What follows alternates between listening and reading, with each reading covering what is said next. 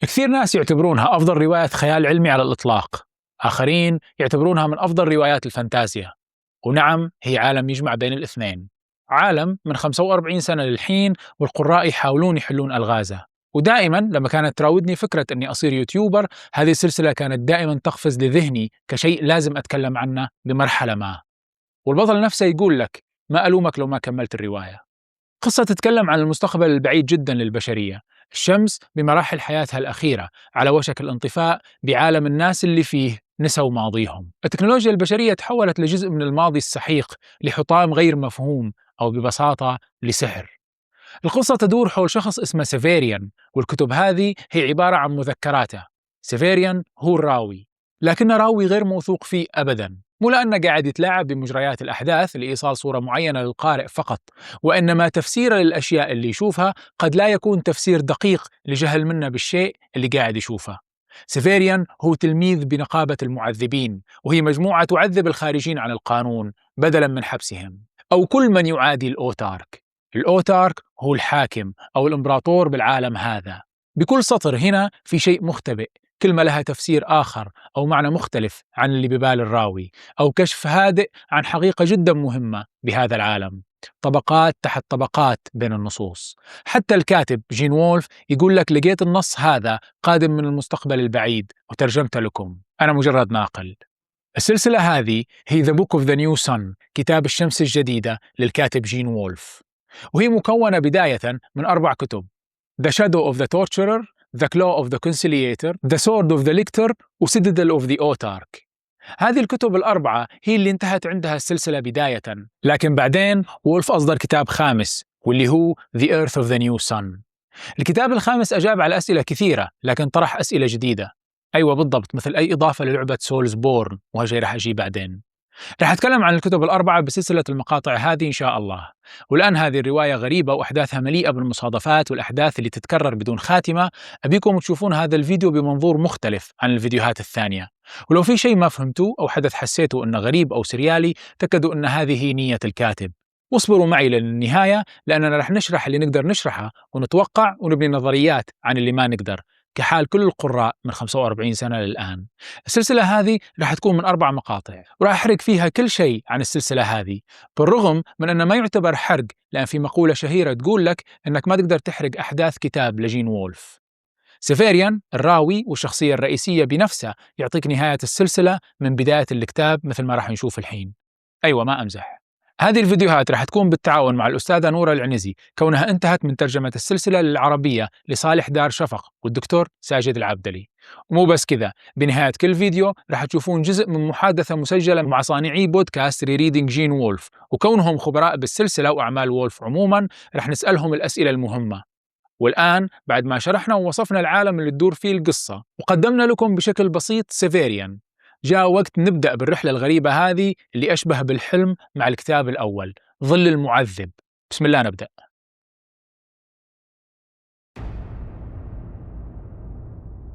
تبدأ القصة وإحنا نشوف سيفيريان مع أصحابه واللي هم روش، دروت، وإيتا، بعد مرورهم من بوابة أثناء عودتهم لنقابة المعذبين، مأواهم. هنا يصادفون شخص بمعركة بعد ما اكتشف وهو ينبش أحد القبور. هذا الشخص كان يدافع عن بنت معه اسمها ثيا، وسيفيريان لسبب ما يقرر يساعده. هذا الشخص هو فودلس، أحد الثوار اللي يقاتلون الأوتارك. وفودلس يعطي سيفيريان عملة معدنية كتعبير عن شكره ويرحل. هذه العملة رح تربط سيفيريان بفودلس وقضية الثوار من الآن فصاعدا. إننا نعتقد أننا نحن من ابتكرنا الرموز، والحق إنها هي التي ابتكرتنا، فنحن صنائعها، تصوغنا حدودها الصلبة القاطعة. تقرأ للحين في شيئين غريبين صاروا. الأول إن أثناء القتال واللي كان بالسيوف صار في وصف من سيفيريان لطلق. طلق إيش؟ وإحنا برواية فانتازيا، والأسلحة المستخدمة هي سيوف ووسائل التنقل هي الخيول. لكن الشيء الثاني هو الأغرب، وهي طريقة رحيل فودلس بعد الحادثة. فودلس يطير على متن مركبة ما سماها سيفيريان فلاير، طائرة، بس أكيد ما هي طائرة بالمعنى التقليدي حقنا لها. ضروري نذكر هنا أن سيفيريان عاش كل طفولته بالماتيشن تاور، برج الماتيشن، ولو أضفنا على جهله هذا جهل ما تبقى من البشرية بماضيهم، فطبيعي أن كثير أشياء يوصفها دون ما يعرف معناها أو ماهيتها. وهذا يدعم كمان كون راوي غير موثوق فيه مثل ما ذكرت سابقاً. واكتشاف سيفيريان للعالم هذا مثل ما راح نشوف هو كمان اكتشافنا إحنا له، لكن تفسيرنا قد يختلف عن تفسير سيفيريان بكثير حالات، بل قد يصف شيء ونعرف معناه واستخداماته من أجهزة أو مباني هو ما يعرفها. يختم سيفيريان الفصل الأول بشيء ما تشوفه عادة بالروايات. سيفيريان يقول لك التالي: ولم أشعر أني سأعجز عن خدمة فودلس وأن أظل معذبا في الوقت نفسه، وعلى هذا النحو بدأت الرحلة الطويلة التي ساقتني إلى العرش. سيفيريان قاعد يقول لنا إحنا القراء الرحلة هذه رح تنتهي بكوني على العرش، بكوني الأوتارك. عشان كذا ما قدرت تحرق قصة سلسلة الشمس الجديدة، لأن الكاتب بنفسه حرقها. لكن اعتقادك بأن كشف المعلومة هذه رح يخليك تتوقع وتفهم وتستبق الأحداث، فأنت مخطئ. هذه الرواية ما تتبع التشكيل التقليدي. سيفيريان بعدها يحب يذكرنا بواحدة من المرات الكثيرة بذاكرته الحديدية: وهذه طبيعتي، نعمتي ونقمتي، ألا أنسى شيئا قط، فكل سلسلة مسلسلة وريح مصفرة وكل منظر ورائحة وطعم يظل على حاله في ذهني. وعلى علمي أن الناس ليسوا مثلي، إلا أني لا أكاد أتصور كيف يكون المرء على خلاف هذا، كأنه نام عن واقعة لمجرد مضي الزمن عليها. سيفيريان يرجع برج الماتيشن ويوصف لنا وكيف أنه مقر لنقابة المعذبين، وكيف هم كلهم ذكور وأيتام، مقر مليء بصدى أصوات السجناء. الصدى هنا حرفي، لأن بطريقة ما وصفه للبرج يوضح أن معدن، ومن هنا نستنتج أن البرج حقهم غالبا سفينة فضائية قديمة جدا أو ما تبقى منها. ونفهم كمان أن المعذبين مو لازم يسمعون أي شيء يقول النزيل، الزبون، الضحية. دقيقة، الشخص المسجون واللي راح يتعذب يعتبر نزيل؟ وكيف مو لازم يسمعون له؟ مو التعذيب أساساً هدف سماع الأقوال؟ لا، تعذيب السجناء هو لإيقاع العقوبة. العقوبة هي التعذيب مو الاعتراف، وتسميتهم بنزلاء هو لاستئصال أي بذرة رأفة قد تنمو عند المعذب. حين تتكلم النزيلة يا سيفيريان لا تسمع شيئا، لا شيء البتة. تصور الفئران، صريرها لا ينقل للناس أي معنى. المعذبين يتبعون المعلم مال روبيوس والمعلم بلايمن، وهم مكروهين من العامة ومن باقي النقابات بالقلعة. القلعة اللي فيها برج نقابة المعذبين، وهي قلعة كبيرة جدا ومليئة بأبراج ثانية وممرات ما أحد مسحها كلها للحين. بس أنا قلت أول أن يبدو أن برج المعذبين سفينة فضائية ميتة. بالضبط، السيتادل القلعة كلها عبارة عن مقبرة سفن فضائية، لأن يبدو أنها بمرحلة ما من التاريخ كانت ميناء، مو ميناء بحري، ميناء فضائي، أو خلينا نقول مطار للسفن الفضائية. بأحد الأيام وبأحد الممرات السفلية سيفيريان يصادف كلب يبدو أنه ميت، لكن لما يقرب منه يكتشف أنه يلفظ ما تبقى من أنفاسه الأخيرة. هذا الشيء مهم رح نرجع له بعدين. سيفيريان يعتني فيه ويعالجه ويسميه ترايسيكل ويخبيه بالمكان هذا، وكل فترة يرجع له ومعاه أكل. بس مثل كل شيء للآن بالكتاب هذا ما في شيء بالضبط مثل ما سماه سيفيريان، لأن وصفه لترايسيكل بعيد جدا عن كونه كلب. بأحد الزيارات سيفيريان ما يلاقي ترايسيكل مكانه، فيحاول يتبع آثاره بالممرات الباردة اللامتناهية تحت القلعة، ونشوف كيف سيفيريان يضيع ويمشي على غير هدى في مكان أول مرة يزوره من القلعة. وهالشيء غريب لأن الفتيان بعمر سيفيريان يلهون بين القبور، أكيد حاولوا يوصلون لهذه الأمكنة سابقا، لين يصادف فتاة اسمها فاليريا. فاليريا تغطيه لين يدفى وتدله على طريق العودة بعد ما تقول له أنها انولدت بالمكان هذا. ما تعرف وش فيه على السطح، وأن عائلتها كانت تنتظر من عقود رحيلهم من كوكب الأرض مع الأوتارك. إيش؟ أنا ممكن أشيل جزئية مقابلة فاليريا من الفيديو لولا أنها رح ترتبط بشيء بالكتاب الرابع، فلازم أذكرها هنا. وعلى فكرة هذا الشيء اللي يخلي كتاب الشمس الجديدة من أصعب القصص اللي لخصتها ورويتها، لأن كل جملة ممكن تحمل معنى خفي، وكل جزئية ممكن ترتبط بشيء ثاني. ومثل المتاهات اللي تحت القلعة اللي ضاع فيها سيفيريان، هذه السلسلة عبارة عن متاهة. ننتقل هنا لاحتفالية مهمة للمعذبين واللي تتم فيها ترقيتهم. نتيجة الترقية هذه سيفيريان صار عنده حرية أكبر للتنقل بالقلعة، وبأحد المرات صادف ممر كله لوحات عتيقة جدا، وفي أحد قاعد ينظفهم، وصار يوصف اللوحة اللي قاعد ينظفها. رح أقرأ لك الوصف وتتخيل وش ممكن يجي ببالك. الصورة التي كان ينظفها تظهر هيئة مدرعة واقفة في منظر مقفر، لم يكن معها سلاح، لكنها تمسك عصا تعلوها راية غريبة صلبة. وكان واقي خوذة تلك الهيئة مصنوعا كله من ذهب، بلا شقوق للعينين ولا فتحات للهواء. وعلى سطحه المصقول كان يرى انعكاس الصحراء المميتة ولا شيء غير ذلك. أقرب شيء قاعد يوصفه سيفيريان باللوحة هو أحد صور رحلة أبولو اللي تم فيها الهبوط على القمر. الخوذة، العلم، والانعكاس اللي يصور أرض قاحلة مطابقة جدا لصور الهبوط على القمر. إحنا بقصة بعيدة جدا بالمستقبل لدرجة أن هبوط البشرية على القمر صار حدث تاريخي منسي غير مفهوم، ونشوف كيف أن سيفيريان قاعد يوصف فارس بخوذة مو عارف مفهوم البدلة الفضائية، وما رح يعرف طبعا أن هذا هو القمر، لأن بعدين بالرواية نشوف كيف أن القمر الآن لونه أخضر، لأن بمرحلة ما البشرية بعصرهم الذهبي سووا له تيرافورمينج، إعادة تشكيل ليحتضن الحياة. المفروض هنا أرمي المايك وانهي الفيديو لأن اللي شفناه للحين يكفي ليوم واحد، لكن راح أكمل.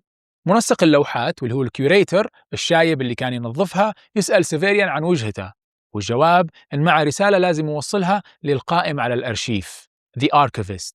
منسق اللوحات يوصف له الطريق، والشيء يقود لتفاعل آخر مثير للاهتمام جدا لسيفيريان مع شخصية جديدة، المعلم أولتون، القائم على مكتبة هائلة، والرسالة اللي مع سيفيريان له فيها قائمة كتب أحد السجناء طلبها.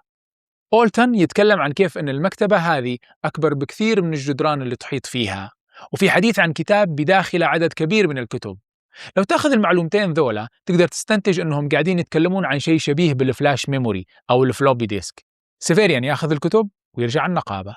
الكتب هذه اللي معاه طلبتهم سجينة رح تغير حياته وتغيره هو حرفيا. هذه السجينة هي ثكلا. ثكلا هي أخت ثيا اللي كانت مع فودلس الثائر اللي أعطى سيفيريان العملة المعدنية. ووجود ثكلا هنا هي وسيلة ضغط على الثوار. تذكرون لما قلنا أن المعذبين يعتبرون الضحايا نزلاء، وأن بالنسبة لهم هي مهنة وشيء نشأوا عليه وبالتالي لا يمكن أنهم يحسون بالرحمة؟ هذا الكلام كله ما راح ينطبق على اللي راح يصير بين سيفيريان وثكلا، لأن حرفياً تجيب راسه. بعد محادثات متكررة بينهم بزنزانتها سيفيريان يبدأ يتعلق فيها ويسوي شيء يعتبره خيانة لمهنته ولنقابة المعذبين. لا ما حررها، ولا ما أعطاها معلومات، ولا ما وصل لها رسائل من أحد. اللي سواه هو أن أعطاها سكين عشان تنهي مأساتها، لأن ما راح تتحمل التعذيب اللي بيجيها. سيفيريان يسجن بأحد الزنزانات اللي كانت ضحاياه فيها، وباللحظة اللي توقع أن عقابه راح يكون أقرب للإعدام يستدعي المعلم بلايمن ويقول له أنا راح أنفيك لمدينة بعيدة من هنا اسمها ثراكس، راح تكون جلاد وراح أعطيك هدية. بلايمن يطلع شيء كبير كأنه تابوت، يفتحه ويطلع منه سيف عملاق ويعطيه لسيفيريان. وعلى النص نقش بحروف غريبة جميلة لفظ ترمينس است، وقد علمت من لغات القدماء ما يكفي لأعرف أن معناها الحكم الفاصل. اسم السيف هذا ترمينس است، يعني الحكم الفاصل. سيفيريان يودع المعلم بلايمن ولأول مرة يرحل من الستدل من القلعة ويبدأ رحلته بمدينة نسس لمدينة ثراكس. باللحظة هذه يبدأ الكتاب فعلياً، وبالرغم من الأشياء الغريبة اللي صارت للحين إلا أن الأحداث نسبياً سهلة التتبع للآن، لكن من هاللحظة الكتاب رح يصير أغرب وأغرب. واللي صار من البداية للحين هو أن سيفيريان يقابل فودلس يدافع عنه، ياخذ العملة المعدنية، يقابل ترايسيكل الكلب وفاليريا ومنظف اللوحات وأولتون المسؤول عن المكتبات، وبعدهم يقابل ثكلا ويحبها ويساعدها وينقذها من العذاب، وبعدين يتم نفيه. كل اللي شفناه للحين يصور عالم ميت، ناس مو فاهمين شيء فيه، عالم قاعد يتآكل ويتحلل تحت شمس على وشك الانطفاء، وكلهم متعايشين مع الموضوع وكأنه تحصيل حاصل، شيء لا مفر منه.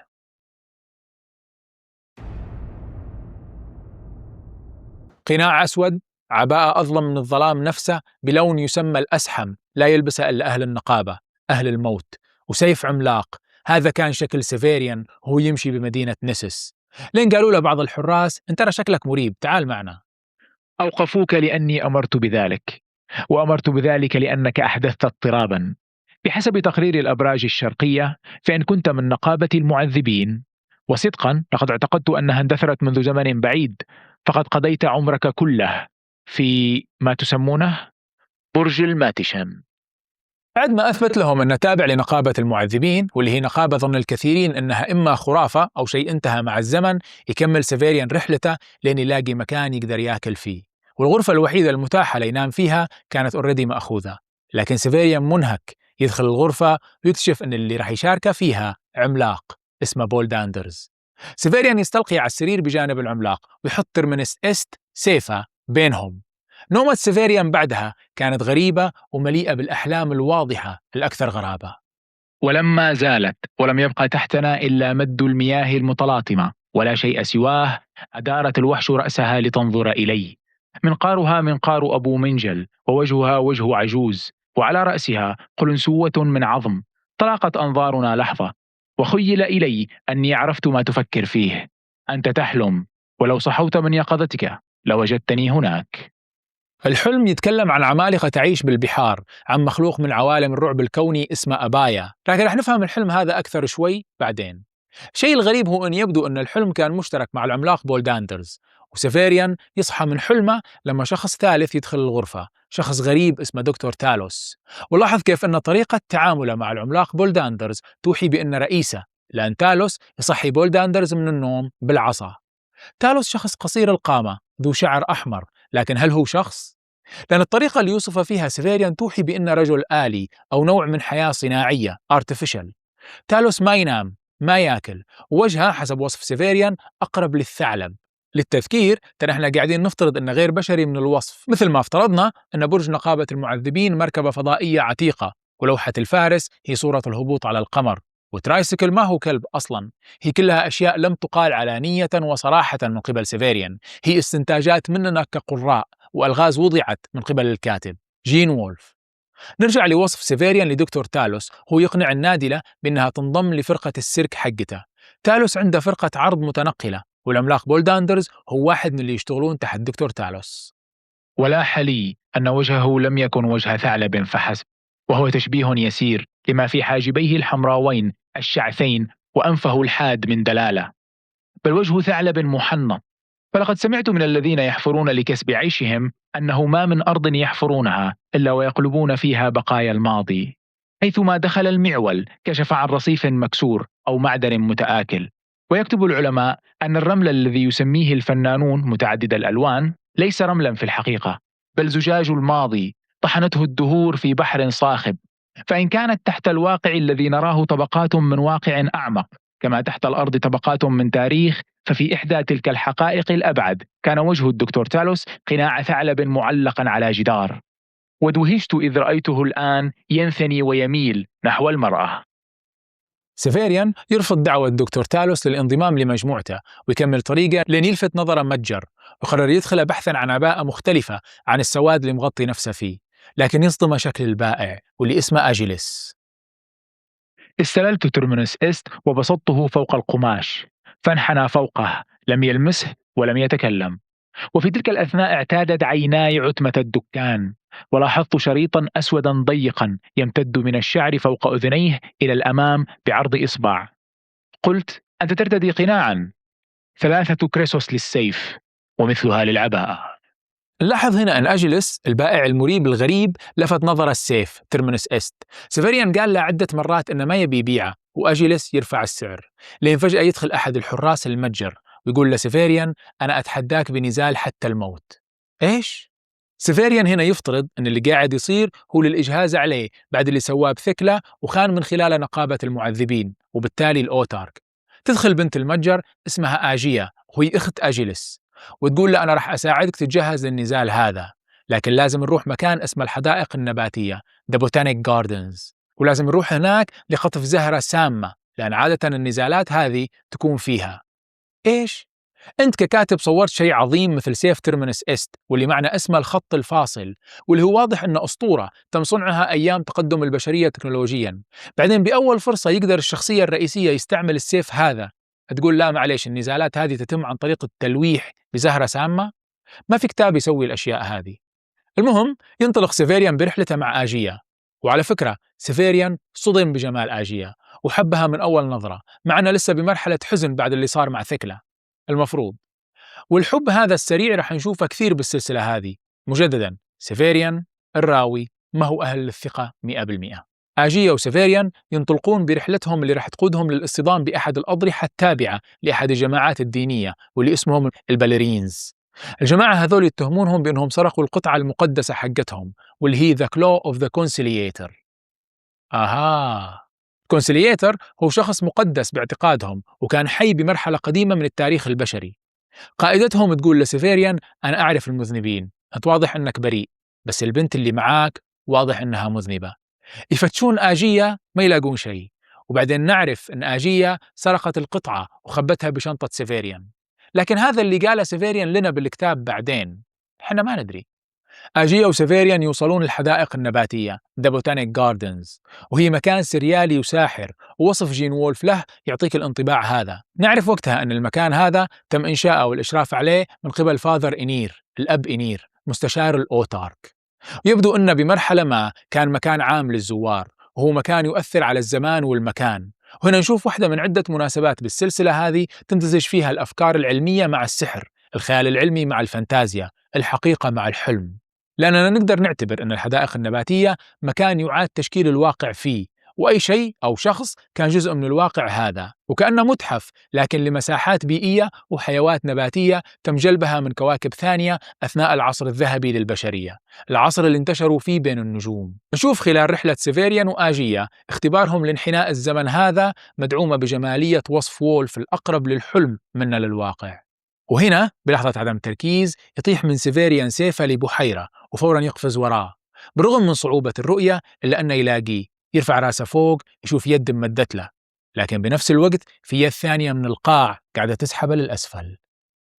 وفي اللحظة نفسها لمست يدي الأخرى شيئا من نوع آخر كليا، كانت يدا بشرية أخرى، وتزامنت قبضتها إذ مسكت بيدي لحظة لمسي لها مع استعادة ترمينس إست بشكل مثالي، حتى بدا لي أن صاحبة اليد تعيد إلي ممتلكاتي.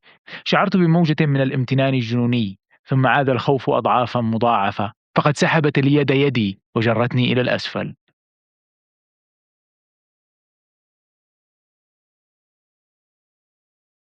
سيفيريان يصحى بحضن فتاة، ونعم ما هي آجية. الفتاة هذه اسمها دوركس، وهي اللي كانت بقاع البحيرة. دوركس يبدو أنها كانت ميتة من فترة بقاع البحيرة هذه. هل الكلو المخلب اللي بشنطة سيفيريان أعاد دوركس للحياة؟ هل قواه فعلا حقيقية؟ أيا ما تكن فقد أنقذتني. ألا تستطيعين أن تعطيها شيئا تستر به نفسها؟ إنها ترتجف بردا، وحتى أنا ارتجفت بعدما عدت حيا بما يكفي لأشعر بذلك.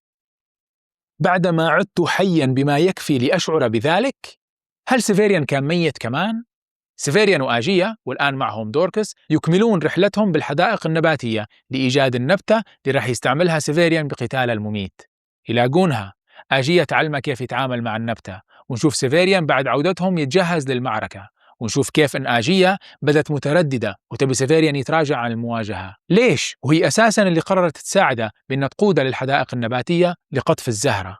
المعركة تبدأ، سيفيريان يقضى عليه، يموت، بس ما في أحد ينهض بعد إصابته بالسم القاتل للزهرة إلا سيفيريان. ينهض أمام قاتلة وأمام المشاهدين بالحلبة. قاتلة يصرخ باسم آجية، وش دخل آجية؟ ومن الصدمة يصير يركض بين الحشود ويقتل منهم. اليوم الثاني دوركس تشرح لسيفيريان إيش اللي صار بالضبط، ونشوف كيف أنهم حكموا على القاتل هذا بالإعدام على يد سيفيريان.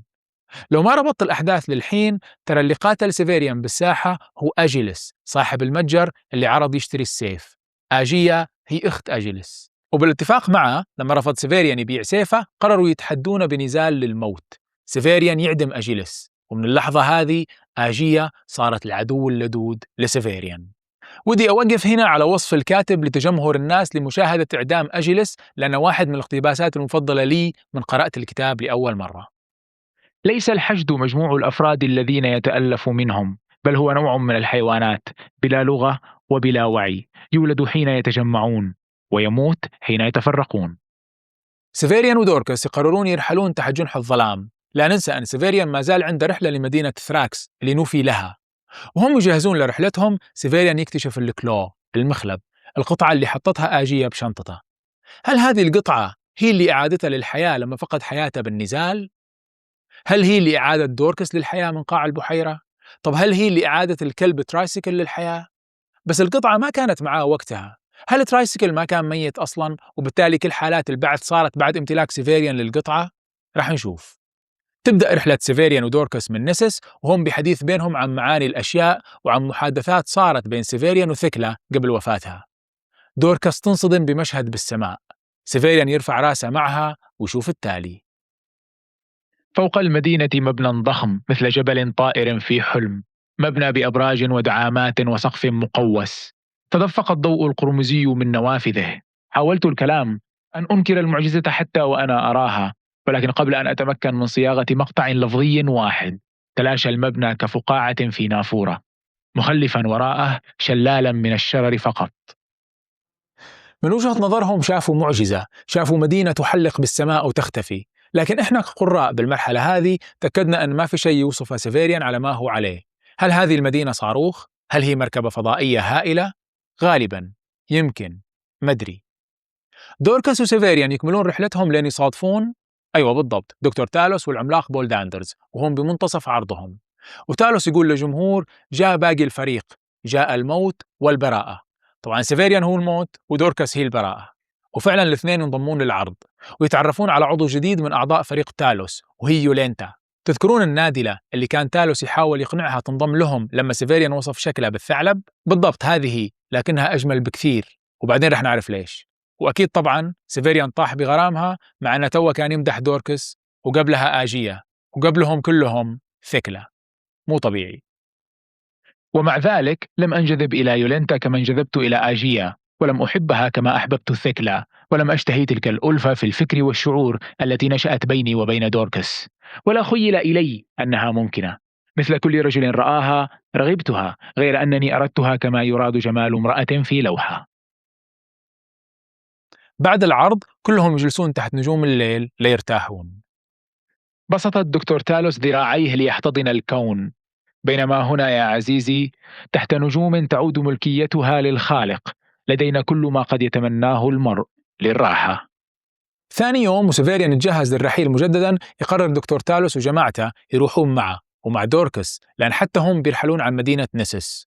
وهنا يشوفون شخص يقترب منهم من بعيد. هذا الشخص اسمه هيثور، ومصادفة سيفيريان له هي المفضلة لي بالكتاب الأول ومن المفضلة بالسلسلة كلها. ولأن مؤدي الصوت بالكتاب الصوتي أعطاه حقه وأكثر، بأس القادم رح يكون بصوته بدل صوتي. And my master, dark master, death's victory, viceroy over the night. Long I signed on the silver-sailed ships, the 100-masted whose masts reached out to touch the stars, I floating among their shining jibs with the Pleiades burning beyond the top royal spar, but never have I seen aught like you. Hathor am I, come to serve you, to scrape the mud from your cloak, whet the great sword, carry the basket with the eyes of your victims looking up at me, master. Eyes like the dead moons of Ethandi, when the sun has gone out. When the sun has gone out. نشوف كيف أن هذا الشخص الغريب اللي اسمه هيثور قاعد يبجل سيفيريان. هيثور يظل ماشي وراهم ويعرض على سيفيريان يحمل عنه سيفه لين يوصلون لجدار نسس العظيم. وهنا نبدأ نعرف عن العالم أكثر وتاريخه أكثر. دكتور تالوس يتكلم عن كيف أن جنود الأوتارك الذهبيين مختبئين داخل الجدار العظيم هذا. سيفيريان يتكلم عن كيف أن أغلب الطيور ما تقدر تحلق فوقه. وهم بمنتصف حديثهم يدخل شخص جديد بين المجموعة كان يسترق السمع، اسمه يونس. ويونس واضح أنه ذهل بيولينتا وصار يبي يصحح لهم جزء من تاريخ الأرض والجدار هذا، ويقول أن القادة القديمين خافوا ناسهم وشعوبهم أكثر ما يخافون ما بين النجوم، فبنوا الجدار هذا ليحميهم. ويكمل قائلا: وكان كثير من الناس ساخطين على بناء تلك القلعة، يرون أن لهم حقا في قتل سادتهم متى شاءوا بغير مانع. وخرج آخرون في السفن بين النجوم فعادوا بكنوز وعلم، ثم عادت امرأة لم تظفر من بينهم إلا بحفنة من البذور. أوكي، هو الآن قاعد يتكلم عن انتشار البشرية القديم بين النجوم، ويتكلم عن امرأة جابت معها من أحد العوالم هذه بذور سوداء. فعرضت البذور على سادة البشر وقالت لهم إنها إن لم تطع ألقت به في البحر لينتهي العالم، فأخذوها ومزقوها إربا، إذ كانوا أشد سلطانا 100 مرة من سلطاننا الأوتارك. وإحنا على وشك نعرف أكثر عن العالم هذا وتاريخه، هذه البذور اللي رمتها بالبحر هي اللي قادت لنشأة العمالقة تحت الماء، وأهمهم أبايا اللي شافها سيفيريان بالحلم. يقرر سيفيريان وبالتالي جين وولف إنه يقطع الحدث هذا بفوضى تصير بالقرب من الجدار العظيم. أحدهم يصفع دوركس، سيفيريان يقتله ويقول التالي: وهنا أقف وقد سرت بك أيها القارئ من باب إلى باب، من بوابة مقبرتنا المغلقة المغمورة بالضباب إلى هذه البوابة التي تتصاعد منها لفائف الدخان. هذه البوابة التي لعلها أعظم البوابات وجودا. وكان دخولي من الباب الأول هو الذي وضع قدمي على الطريق الذي أفضى بي إلى هذا الباب الثاني. ولا ريب أني حين دخلت هذا الباب بدأت أسير طريقا جديدا، ومن ذلك الباب العظيم فصاعدا، ولوقت طويل كان طريقي خارج المدينة التي لا تبيد، بين غابات الشمال ومروجه وجباله وأدغاله. هنا أقف، فإن شئت أن لا تمضي معي أبعد من هذا أيها القارئ فلا ألومك، فليس الطريق سهلا. وهنا ينتهي الكتاب الأول من سلسلة الشمس الجديدة Shadow of the Torturer، ظل الجلاد. اللي يعرفون طريقتي يعرفون أن عادة بالمرحلة هذه من الفيديو أتكلم عن الأحداث وأشرح ما تبقى من القصة وأتطرق للكاتب ومن إيش استوحى عوالمه. لكن هذا الفيديو مختلف، لأني راح أترككم الحين مثل ما وعدت أصحاب بودكاست ReReading Wolfe بنقاش عن الأحداث، النظريات وأهم الأسئلة. والأسبوع القادم إن شاء الله راح ينزل فيديو الكتاب الثاني The Claw of the Conciliator، مخلب المعذب. لا تنسون اللايك والمشاركة، لأن هذا المشروع أخذ مني كل إجازة العيد. Enjoy. المحادثة التالية راح تكون مع جيمس وين وكريغ برور، وهم أصحاب بودكاست ReReading Wolfe، وهو بودكاست تدور حلقاتها حول مراجعة كل فصل من أعمال جين وولف، بالإضافة لإجراء مقابلات مع كتاب ومراجعين عن أعماله. وكانوا جدا لطيفين بقبولهم لدعوتي للحديث عن كتاب الشمس الجديدة. ولأن صعب علي جدا أترجم المحادثة بشكل يدوي كونها حول ساعة ونص، فاستعنت بالترجمة التلقائية. والترجمة هذه قد تكون غير دقيقة بشكل كامل. على سبيل المثال اسم عائلة الكاتب وولف ممكن تقرؤونها بالترجمة الذئب، لكنها طبعا اسم الكاتب جين وولف. وأخيرا أعتقد أن المحادثة راح تضيف للجميع، حتى اللي ما عندهم اهتمام بوولف أو بكتاب الشمس الجديدة، لأننا تطرقنا لكتاب آخرين والخيال العلمي عموما وأسلوب الكتابة القصصية. وبس استمتعوا. By the way, I'm planning on reading everything Gene Wolfe. Yeah, me too. Oh, you didn't yet? Okay. Oh, there must be. I'm sure there's something. There are things out there Yeah. that I haven't read or. Okay. He's written so much. He wrote. Yeah. Just in his first 20 years, he wrote 125. And published 125 short stories, and 6 novels. So that was just until he retired, and then he did just full-time writer after that. So he's like a fountain. His brain is like a fountain of ideas. He never stops. Yeah. Right. Yeah. So and he was obsessed with just continuing. That was his advice to new writers: start the next one. Once you're about ready to send the other one off for publication, go ahead and start the next story. Don't let there be a space between sending it off and starting your story, or else life will intervene and you won't get back to it. Yeah. So I have The Long Sun, I have Castle of Days, and I have Beast. After the New Sun, of course I'm gonna go to The Long Sun because I adore the concept of generational spaceship. I just finished Nonstop, by the way, by Brian Aldiss, and I'm familiar with the Robert Heinlein one. And I just made a video about Children of Time, and there's a generational ship in that video. Yeah. And before I made a video about a game called Marathon. Of course, Adrian Tchaikovsky is a Wolfe fan, of course. Yeah. In Wolfe's collection Endangered Species, there's a novella Silhouette about a generation ship. I was amazed, by the way. He is famous between the authors. Like I was reading Ursula K. Le Guin a while back. Ursula K. Le Guin adored him, and you just told me about Adrian Tchaikovsky, and guess what? Alistair Reynolds. I was watching an interview. Alistair Reynolds. Lots of writers really do see him. As sort of the writer's writer, as they say. Yeah. I mean, Ada Palmer also. Ada Palmer very specifically. We did an interview with Ada Palmer. Oh, really? She did the introduction to the new version, to the new edition of the Book of the New Sun. Yeah, and I think what we all agree upon, and even these authors, that when you first read Gene Wolfe, you feel that there's something there. Okay, you can't put your hand on it, but then when you reread Gene Wolfe, then you start getting what is happening here. I want to talk about the foreword by Ada Balmer, but before I do any of that, I want to welcome you, gentlemen. It's an honor. Thank you so much for accepting this invitation. It means a lot to me personally, and 100% it means a lot to ReReading Wolfe fans, and to soon to be ReReading Wolfe fans after the translation of the Book of the New Sun. So thank you so much. Oh, you're welcome. And I was excited to see that. Yeah, I learned from you basically that there's a new translation that'll be, I guess, released soon. Is that right? Yeah, in October actually, for the four books. And as I said, your podcast name, gentlemen, ReReading Wolfe, will be on the forward by the translator, Miss Nora. And the name of my channel, NeuroContact. It will be there. She will be telling people, oh, by the way, she already wrote the foreword. I read the foreword. By the way, if you wanna know more about the Book of the New Sun, there's this podcast called ReReading Wolfe, and there's this also Arabic channel. If you are not English speakers, it's called NeuroContact. And so I'm so excited. That's great. That's cool. That's really cool. Yeah.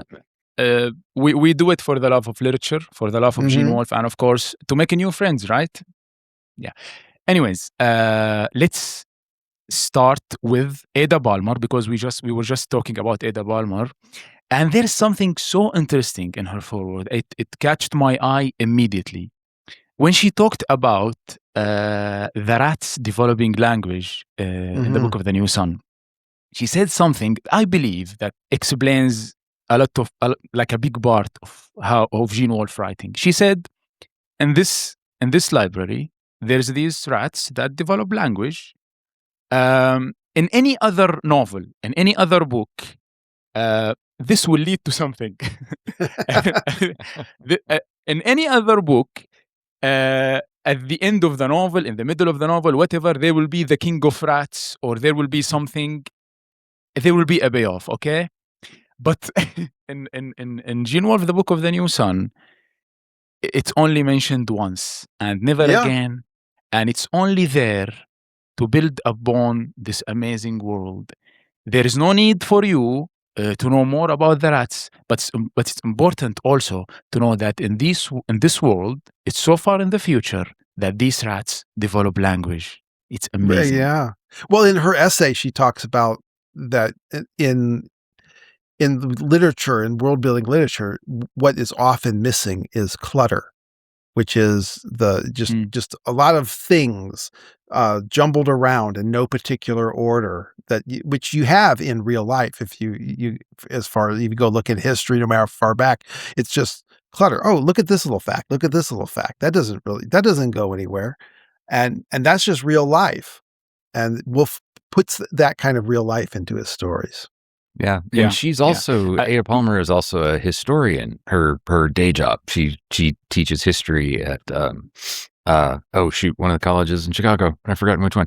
But being a historian, she knows too that there's a vast amount of writing and a vast amount of collections of information. And like James said, of just how life just has all of this stuff that contributes to making up a world, but may not all be a significant part of it.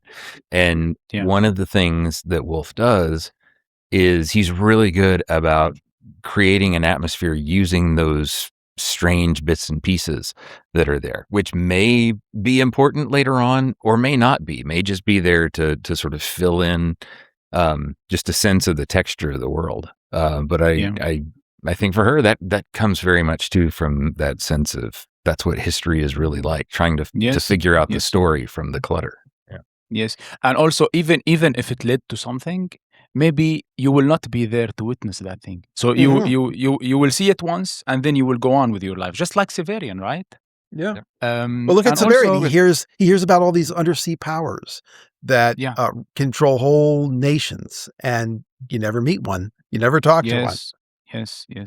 The catch, though, is that with Wolfe, it's always a question of whether or not that's a clue to some puzzle that you need does to it matter? Maybe it does matter.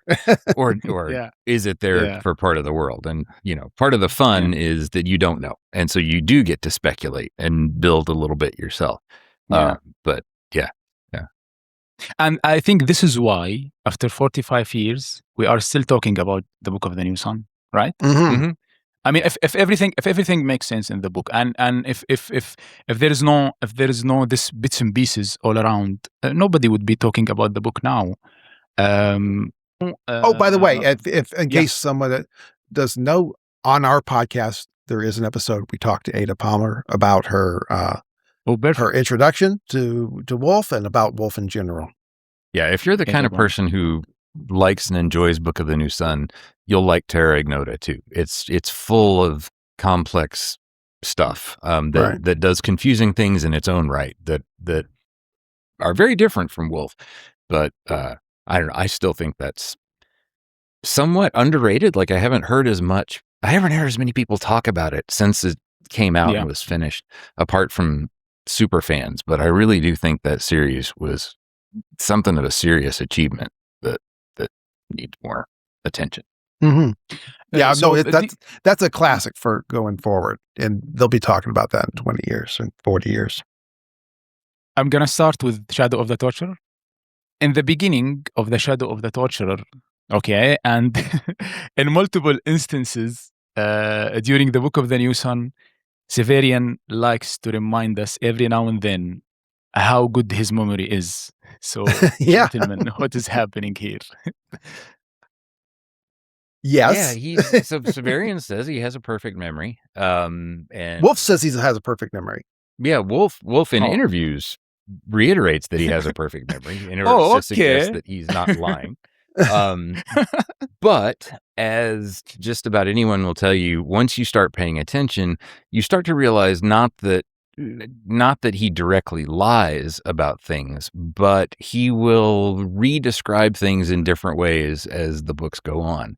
And there are a number of things that come up throughout the books where it seems like he might be wrong. So, for example, he does talk about how he has a perfect memory very early on, but also a couple things happen in the first and second chapters? In the second page, he talks about how great his memory is. And then on the second page, immediately after, he says he had earlier described something one way, and then he says he has a perfect memory, and then he describes it the opposite way. Mixes up. There's a couple of the characters he's with who he misnames at one point. Also, he gets lost wandering around, which granted it's dark and there's strange things going on. But if you have a perfect memory, it seems like it would be difficult for you to get lost. In fact, in an interview that Wolfe did almost immediately after the last volume came out, someone asked about his perfect memory. He says, well, there must be some special issues when you're writing from a character's point of view that has perfect memory. He says, yeah, well, for one thing, he can't get lost.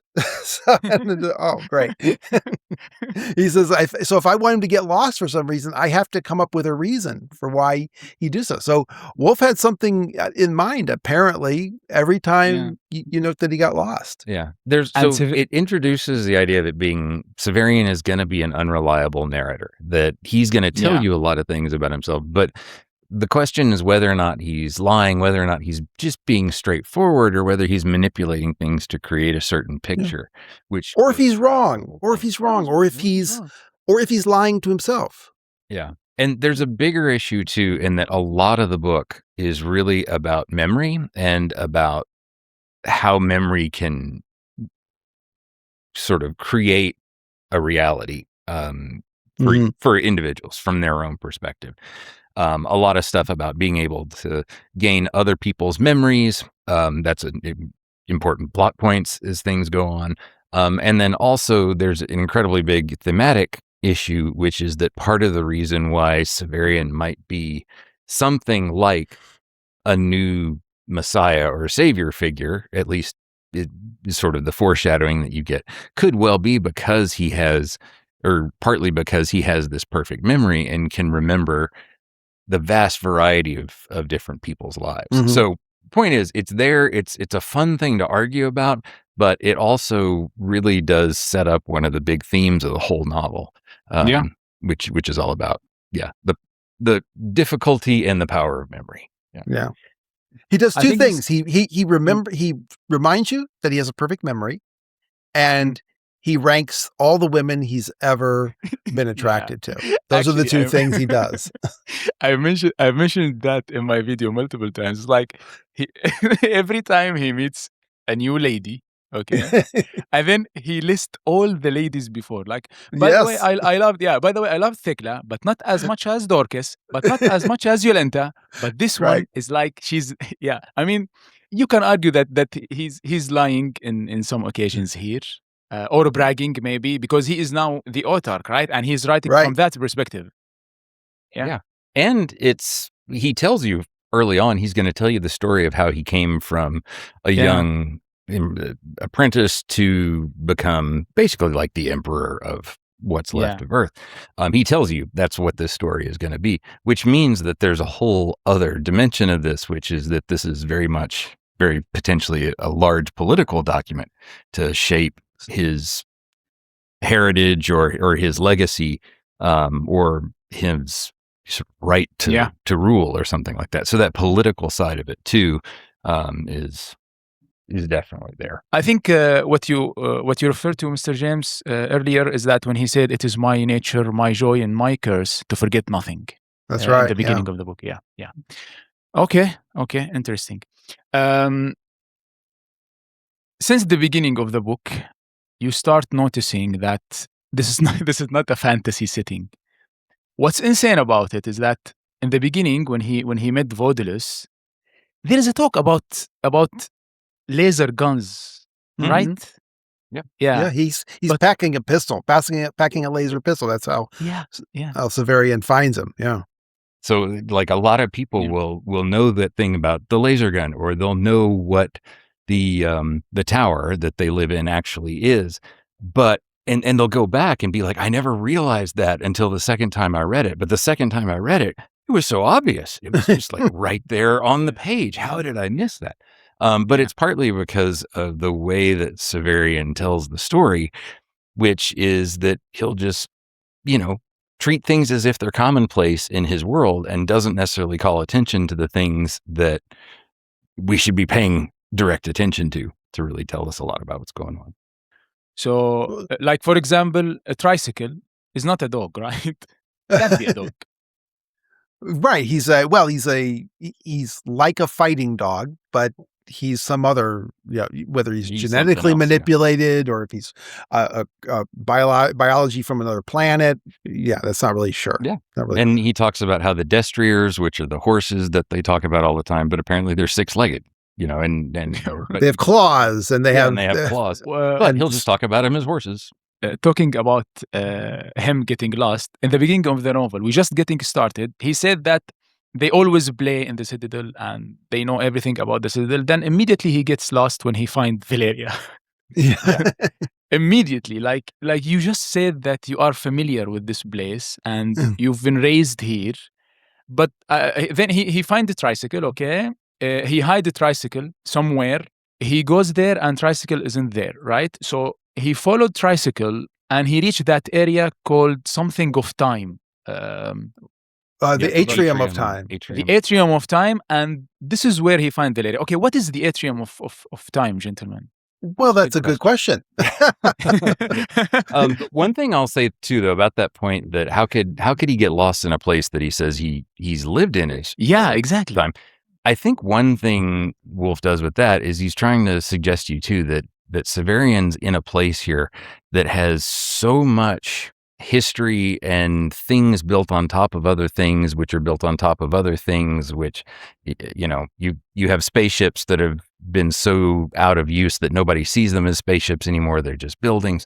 That the world that they're in is so complicated that even if it's in a place you've lived your entire life, there's still going to be countless aspects to it that are just have so much more detail that you could ever necessarily know. I think that's part of it. But as to what the atrium of time is, yeah, it's this weird thing because he goes in these tunnels where he's hiding Driscoll, and it suddenly stumbles on this random little, it's like a courtyard where there are all of these sundials. Well, he gets lost in the tunnels. There's like these tunnels that go everywhere. Yeah. And speaking of clutter, he has this conversation to himself that he remembers that, oh, you know what, we built ships. We went to throughout all the stars throughout the galaxy. But I think that before we ever did anything like that, we started building these tunnels. And then he leaves that behind. So he wanders around in these tunnels, and then he comes out of a little tube because, but it's like a grate, and he pops up and he's in the middle of the atrium of time. Yeah. Yeah. And he was so cold then. And then he finds Valeria, and then Valeria says, "Oh yeah, we've been here for generations. We are waiting for the autarch to leave Earth." And she's saying it so casually. There's a certain level of how much can you tolerate not knowing what's going on, exactly, and how much do you trust that you'll be able to figure it out, or that it will be meaningful at some point. And with Wolfe, I think you can definitely give him the benefit of the doubt in the vast majority of the time, and that just makes the books even more fun. But I heard a commenter on the Book of the New Sun, and what she described Gene Wolfe as, she described him as a method writer, in that he creates these characters. He puts the story from their point of view, these first person point of view, and he commits to it strongly, so that if they wouldn't know it when they saw it, then they're not gonna lay it out for us for sure. And we're supposed to perhaps see through it, but Wolfe is going to commit to that bit all the way. Yeah, he could tell a little side story about the rats that write in their language on from their feces on the sides of books in a library. Yeah, he could tell a story about, who these one of these great powers that live under the oceans. He could do all that, but he's not going to do it. In fact, there's a short story, The Cat, and it's actually very important to. Well, I would say it's not important. It's important to a subplot within the Book of the New Sun. But it's not, and really, you wouldn't. I think that Wolfe wrote that as part of the original manuscript of the Book of the New Sun, but he couldn't figure out how to present the story without breaking the fourth wall, so he didn't include it, and he put it into a separate short story that came out a couple months after the novel finished. Then the curator told him guided him to go to the librarian, Olton, because there's a list of books for this new customer called Thekla. You're right. Which is, So is this library, did they talk about flash memory or floppy disk or something like that? There's a description about a book that has so many books or something like this. Yeah, it has. It's a little cube, and it has more books in it than the entire library. Whoa.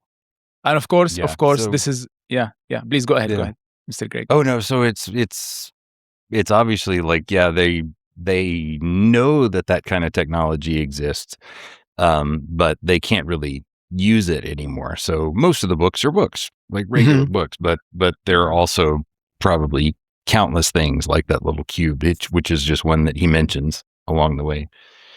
Probably some little, USB flash drive. And the thing is that Olton is a nod to the writer Jorge Luis Borges. Yeah, I was gonna ask that. Yeah, so he's who was also the head of the library of Buenos Aires, right? Oh, okay. So and really the entire Book of the New Sun is kind of a little bit of a love letter to Borges. Really? Oh yeah, Borges wrote a book called the Book of Imaginary Beings, and maybe 24 of the entries in that are placed in the Book of the New Sun. Whoa. The name Baldanders itself. Yeah, that's right. Or fish or beings in mirrors, and fish in mirrors.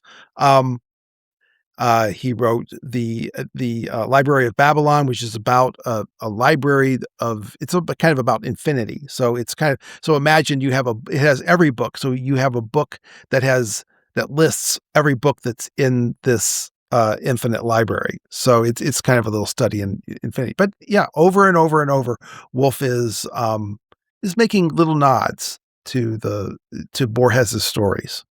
Yeah, he has also a story about a maze. I forgot the name, and I did talk about it before. Garden Forking Paths. That's what. No, that's the Garden of Forking Paths. There's another. We talked about this one. Ibn Hakam al-Bukhari, Murdered in His Labyrinth. Yeah. That's the name. Oh, okay. Yeah. Ibn al-Hakam al-Bukhari. No, this is something I can pronounce, gentlemen. You do better than me. Yeah. This is something this is an Arabic name. Something I can pronounce. Okay, interesting. Everything is connected, gentlemen. And there is no original idea. All ideas came from other ideas, and you can always trace them back. Like I was watching the movie The Backrooms, and it led me to House of Leaves. House of Leaves led me to the Garden of Forking Paths, and then the Garden of Forking Paths by Borges led me to this old Greek mythology story. It's amazing. It's amazing. So Murdered in His Labyrinth is kind of a Theseus and Minotaur story. Yes, the Garden of Forking Paths is kind of a Theseus Minotaur story.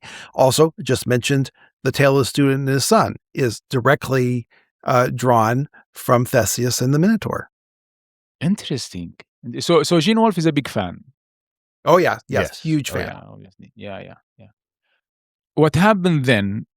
Of course, even though he's been a torturer for his whole short life, let's say so far, Seyferian, and even though he's been taught that these are clients, he shouldn't have any emotions towards them, even though he fell in love with Thekla, and one thing led to another. He gave her a knife, and she ended her life.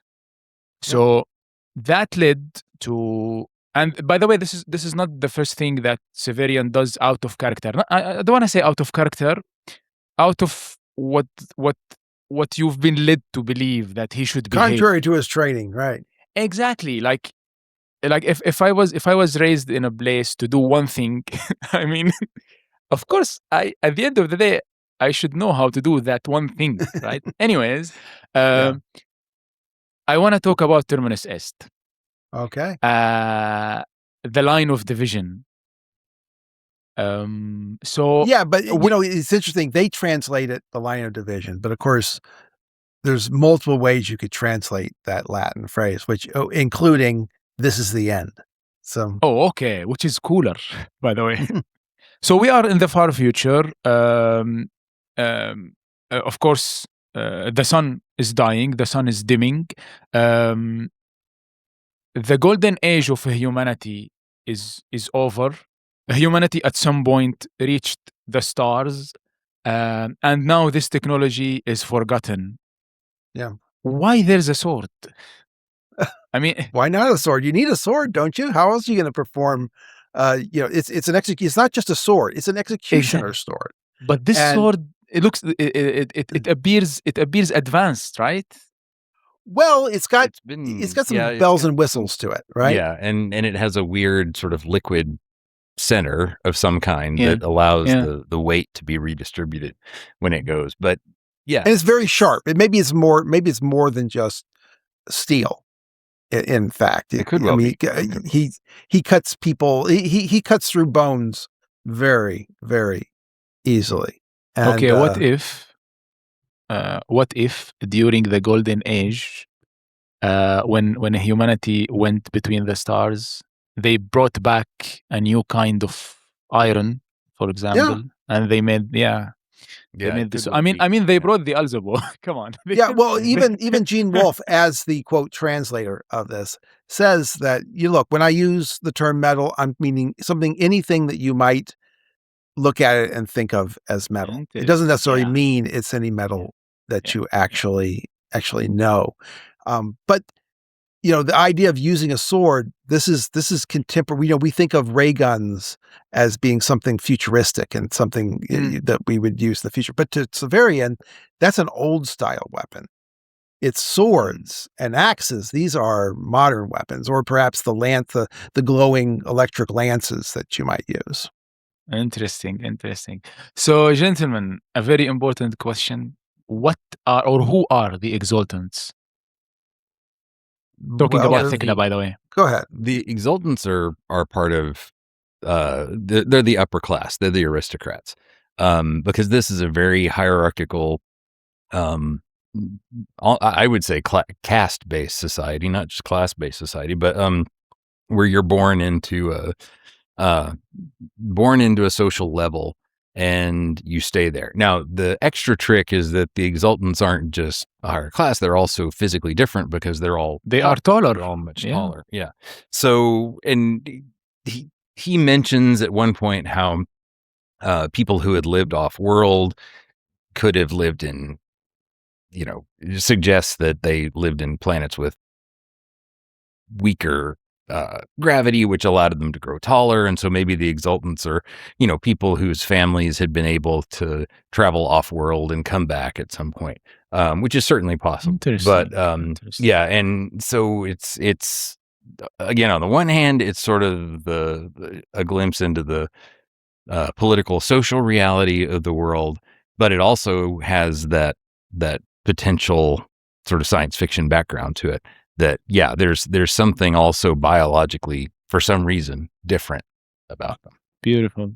By the way, a lot of NPCs in Dark Souls and Elden Ring that are from a royal descendants, they are way taller than the character that you are playing in. This is one of yeah. So he takes Terminus Est. He takes the brown book, right, and Voodal's coin. Yeah. And well, no, I don't even know. Does he? He goes back sometime later and digs it up. I don't know that he does. He even takes Vodalus's coin. Oh, okay.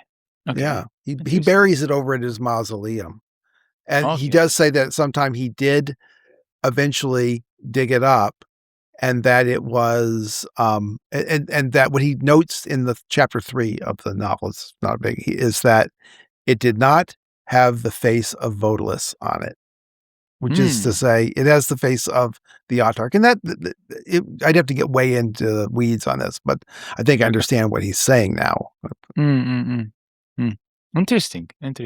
So he gets banished to Thrax, this far off city from Nessus, and he will be working there as not as a torturer, right? As the head of. He's going to be head of the justice system there. Yeah. So this is not a banishment, gentlemen, right? He's banished from the reward. Okay. It's he's sent away, and there's sort of this understood idea that if you're sent away from the guild and not going to be allowed to, stay there and become a master, that you've lost your status and you're effectively banished. But it's seen as like the next best thing to being put to death. They don't want to be caught. They don't want it to be publicized that one of their own did not follow the rules. And so this is what they can do in order to cover it up. They're going to send him away because almost everyone there would like to see him killed. And Belaiman told him this, Master Belaiman. Yeah. So interesting. So he has this is what they do instead of killing him. Interesting. What's funny is that he leaves the guild, okay, wearing the weirdest costume you can wear in Nessus, walking with his mask, a bare chest, and his blacker than black cloak. Yeah. And then some guards find him. Later on, after this interaction, he goes to a shop Okay, he goes to a shop. He wants to buy a different clock, a clock with a different color. The cover. Yeah, and he finds, to me, the weirdest character maybe in the Book of the New Sun, Achilles. So who or what is Achilles, gentlemen? That is a big question. I can't, and I know who Achilles is, but I can't convince most people that I know who Achilles is. Okay, please tell me. I would say, well, I'll give the standard one first. So basically, Achilles is, I would say, most likely, just a guy who has a weird relationship with his possibly twin sister, possibly just very close sister, but who owns a very cheap clothes / costume store. But there are some weird details about him. The main one being that when Seyfried meets him, he's wearing an incredibly realistic mask, which he takes off and may well be wearing another mask. Yeah.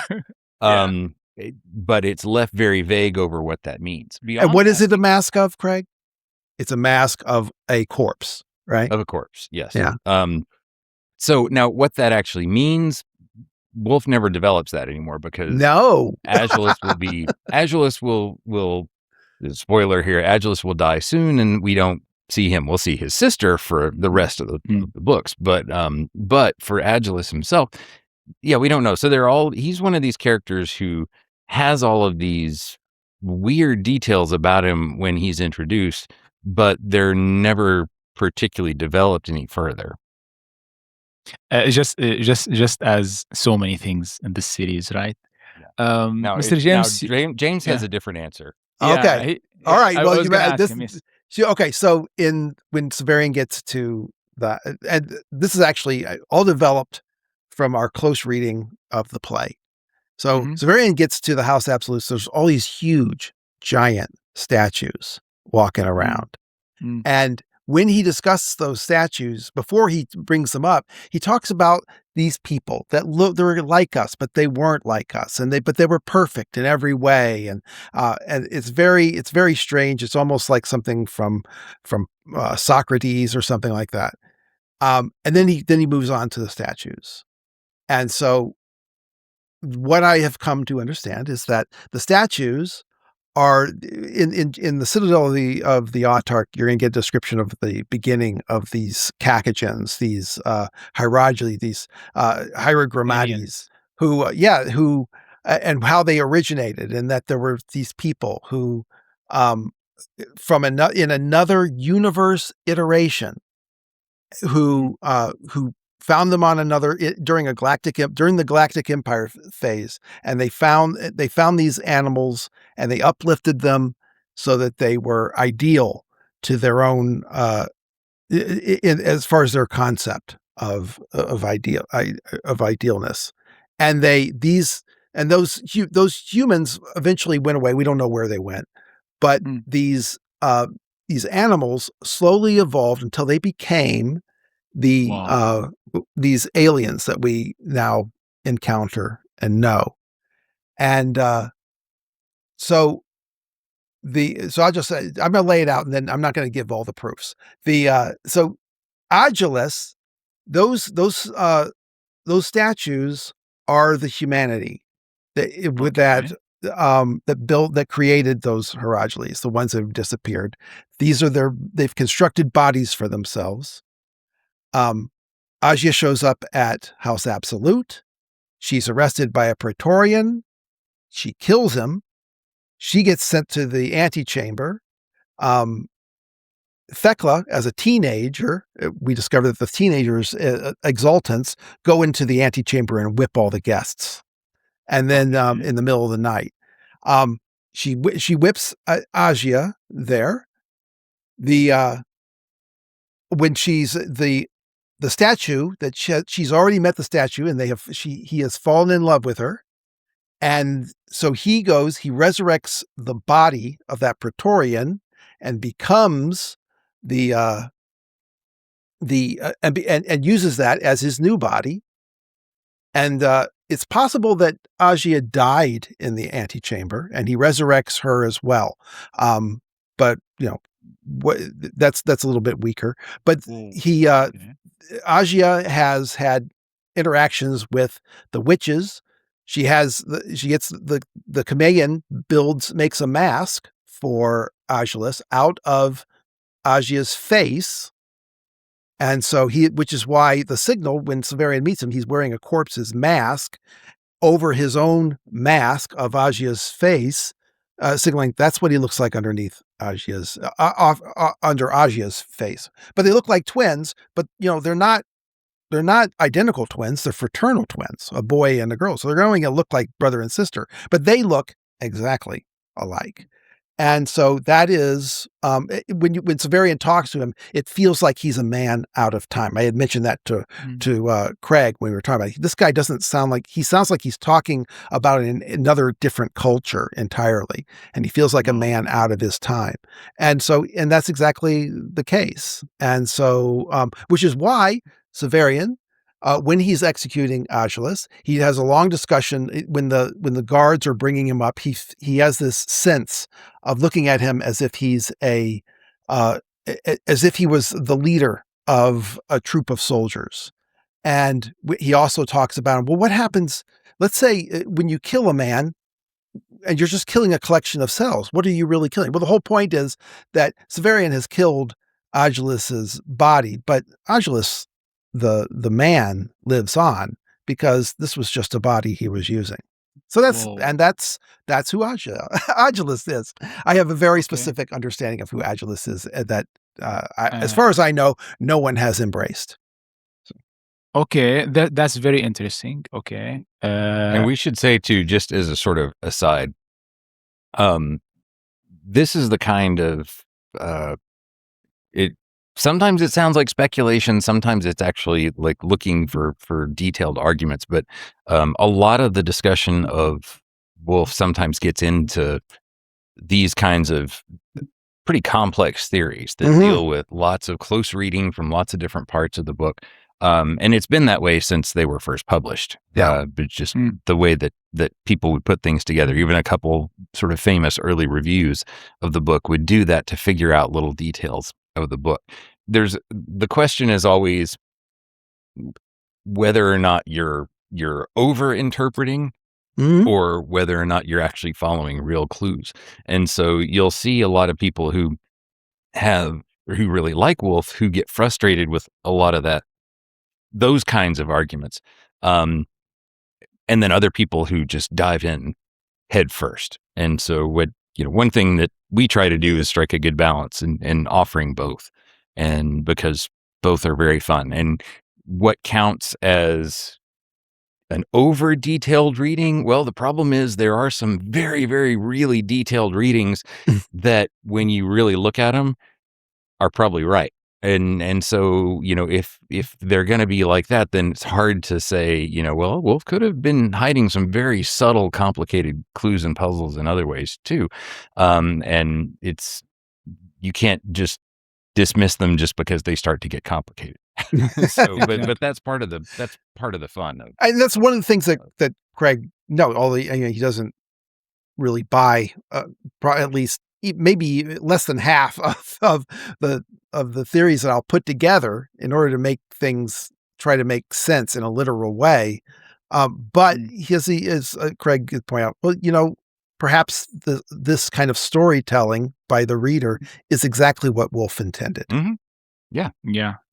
Just because there are precisely times when that is exactly what you have to do, and they are 100% correct. Yeah. You have to fill the gaps. So Agilis, the moment Seiferian enters the shop, he becomes fascinated by Terminus Est. Okay, and he tries he tries to buy the sword. Seiferian, of course, is not gonna sell the sword. He just got it. It's a gift from Master Balaiman. He just want a new clock. Okay, and what's happened here? What's gonna happen now is only another example of so many instances we're gonna see in the book of how naive Seiferian is. Because somebody just entered the shop and said, "Oh, I challenge you to a fight to death." And Seiferian Siberian, the first thing that comes to his mind, I think they are I think they are trying to get to me because I betrayed the guild, and this is the autarch sent this man. Okay, I'm gonna prepare. Agia comes and says, by the way, in order for you to be part of the challenge, we have to get some type of flower that is poisonous. Later on, he goes with Agia to the botanic gardens, which is also one of my favorite parts here. Seyferian loses his sword, in some type of a lake. And he goes down to retrieve it. A hand or something drag him down, and then a hand helped him, and that's Dorcas. That's right. So in two instances here, we've witnessed a creature who is almost going to die or dead and then revived. One of them was Tricycle. Now it's Dorcas. And in the beginning of the book, I think Seyferian says, I drowned, or I was going to drown, something like this. So there is something drowning, so there was something in the background here happening, especially that before they go to the botanic garden, something happened with a group called the Ballerines. And and they lost their treasure, which is the claw.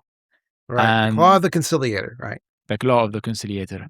So what is happening here is the claw, because it's the claw is with Seyferian, because later on Seyferian says, Agia put it in my bag. So is the claw reviving Agia, and if Dorcas, and if yes, who revived the Tricycle? That one's hard to talk about if you've only read Shadow of the Torturer. It's kind of there's a holistic nature to it. Seyferian is told by people who should know when they examine it, look, I'm not saying all this didn't happen to you, but I'm just saying that there's nothing about this artifact that I see here that would cause any of those things. Seyferian doesn't have the claw when he resurrects Triskele. And so there's a lot of interpretations about what that means. But what is true and frustrating about the claw is that it works intermittently. Sometimes it works, sometimes it doesn't. Sometimes it shines brightly, sometimes it only shines a little bit. And I Dorcas, guess you could say too, Seyferian himself will talk about the claw later on and try to figure out under what conditions does it work, and was it really the claw that maybe it doesn't work on women or something like that. And he has all kinds of questions because he wonders. He tries to use it sometimes and it doesn't work. But there are other times it seems to obviously be healing people or being able to bring people back from the dead. But he doesn't know. He can't determine it for himself. So lots of people have tried to figure out, are there sort of rules to what the thing is doing, and under what conditions is this operating as a magic item or something like that. But that's never 100% clear. And what makes it even more complicated is when you learn later on a bit more about what the claw is. It's nothing special.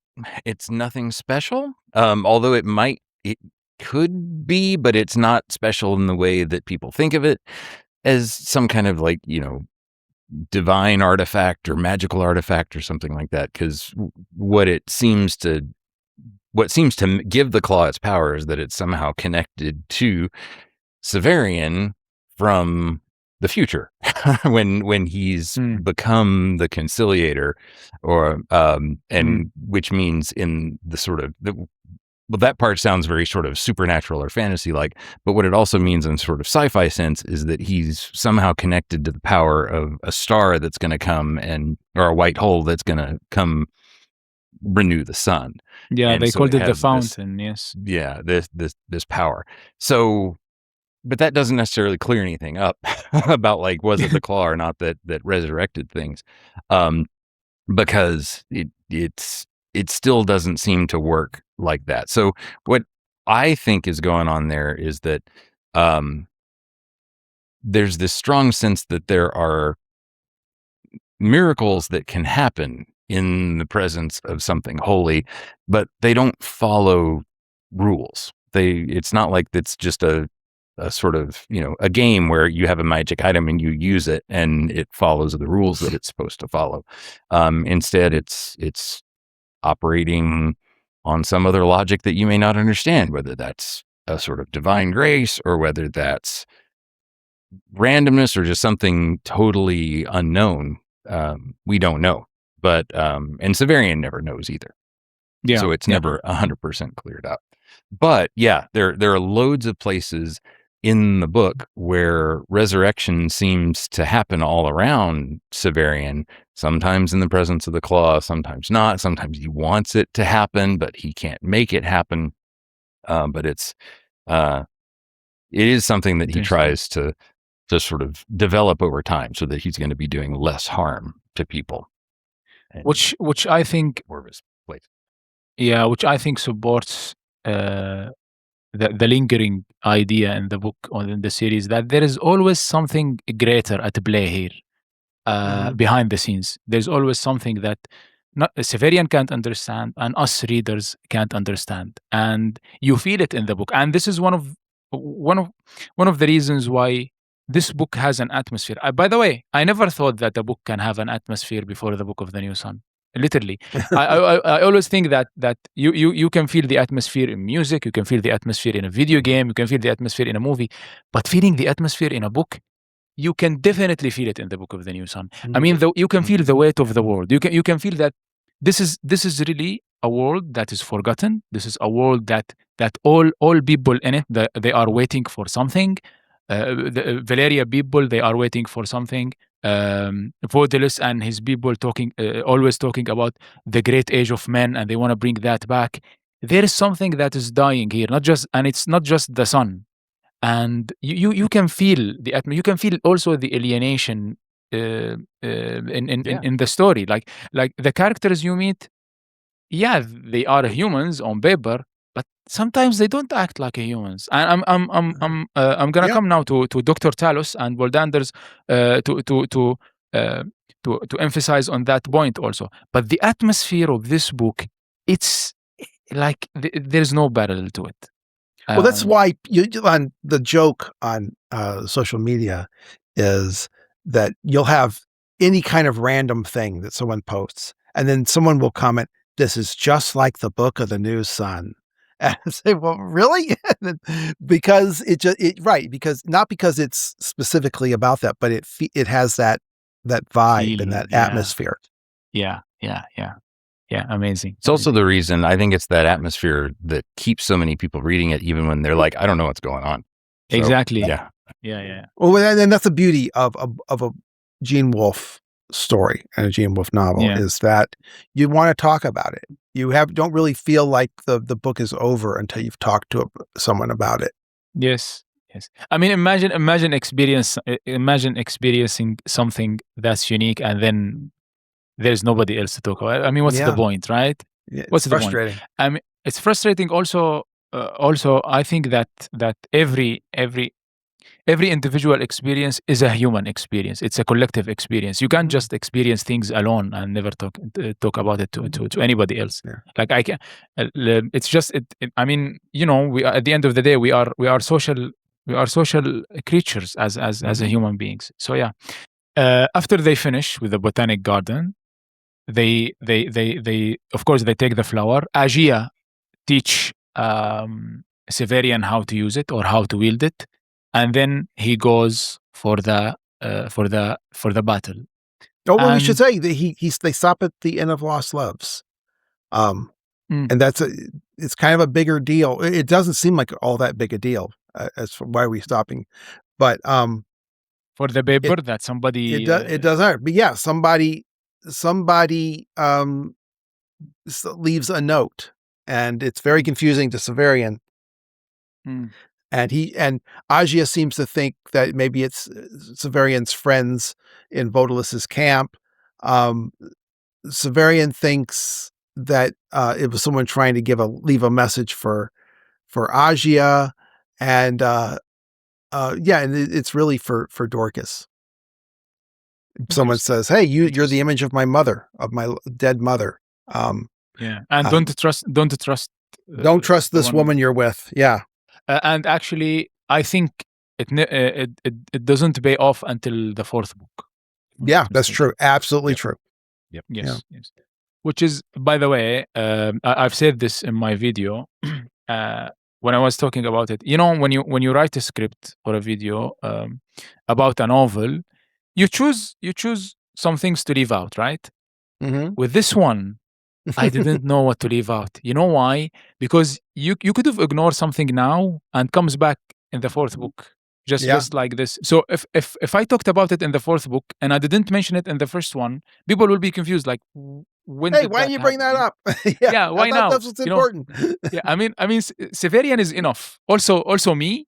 So the battle starts, and then Seyferian immediately dies, which is normal because this flower is poisonous.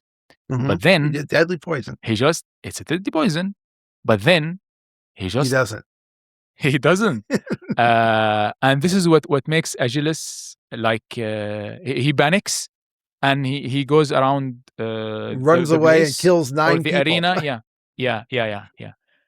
What happens then, and because after that, of course, Seyferian executes Achilles, and this is one of the most important events in the series, because from this point on, Aegea is the sworn enemy of Seyferian.